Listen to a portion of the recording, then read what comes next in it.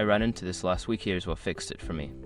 Transferring your ESIM to a new device can seem daunting, but it is actually pretty straightforward. Here's how to do it step by step.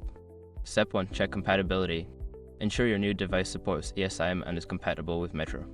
You can usually find this information on the manufacturer's website or in the device settings. Step 2. Back up your data. Before transferring, back up your data on your old device. This includes contacts, photos, and any important files. Use cloud services or a computer for the backup.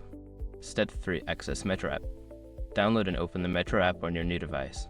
Log in with your Metro account credentials. If you don't have the app, you can also visit the Metro website. Step 4. Initiate ESIM transfer. In the Metro app, navigate to the ESIM section and select the option to transfer your ESIM. Follow the prompts to generate a QR code that you will scan on your new device. Step 5. Scan QR code.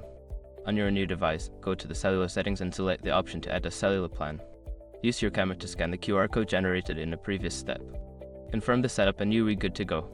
Just a quick note, if you encounter any issues, make sure your old device is connected to Wi-Fi as it may need to verify the transfer. Good luck with your new device.